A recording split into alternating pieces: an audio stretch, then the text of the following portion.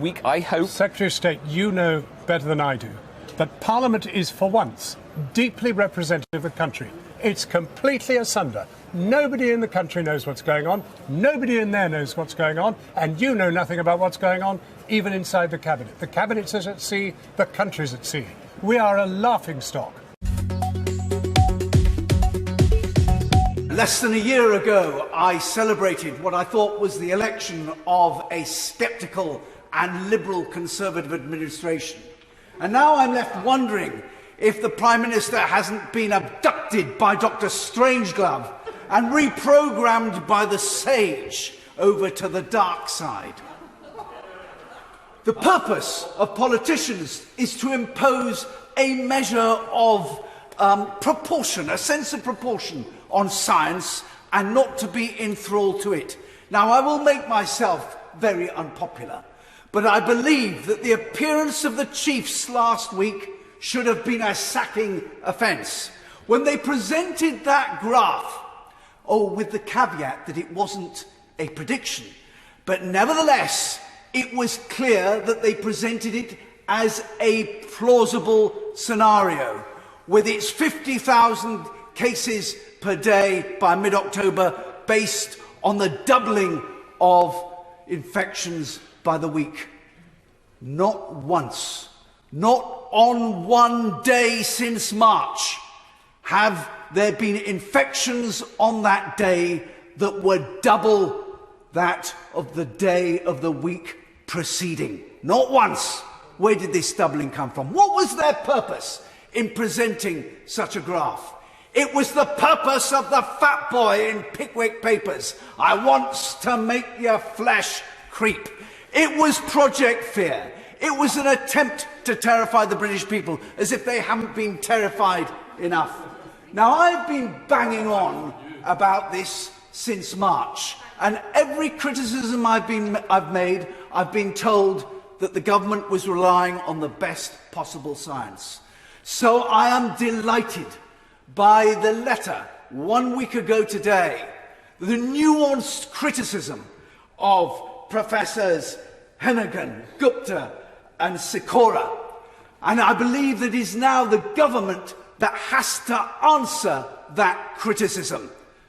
I'm glad that the consensus in the scientific community is broken and the critics are speaking out. I don't underestimate for one moment the horrible nature of this disease and its post-viral syndrome.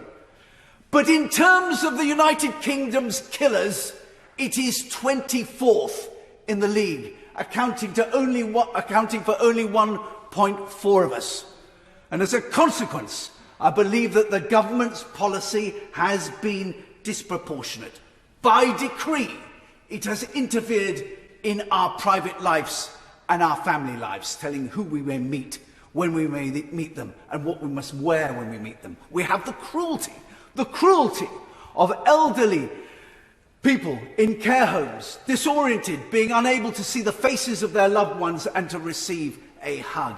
We have the tsunami of deaths that we may experience shortly as a consequence of undiagnosed cancers and heart disease, and the discontinuation of clinical trials. I give way to my right honourable friend. Friend looked at the advice given to the Swedish government and the different policies they followed, and what does he deduce from that? I deduce that that was much more proportionate. Of course, all sorts of criticisms are levied against the Swedish government that, on examination of the data and comparing like for like, actually are without foundation. I certainly hold up the Swedish model as an alternative. We have seen the eye-watering costs that we must now all face for a generation, having closed down our economy for all those months as a consequence of the government's policy. The crushing of enterprises, the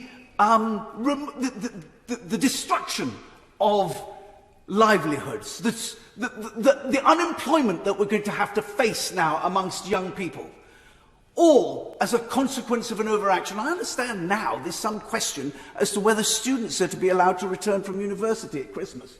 Can I say most gently to my honourable friend on the front bench that the last administration that sought to restrain celebrations at Christmas was during the Commonwealth, when the Lord Protector, as a consequence, was left musing in public as to whether, if he were to arm 1 in 10, that would be enough.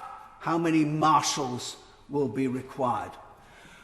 I conclude by saying that the policy of the government has been disproportionate in response to this threat. There may, Madam Deputy Speaker, be a virus one day that threatens our very way of life. But this isn't it, even if we're behaving as if it were.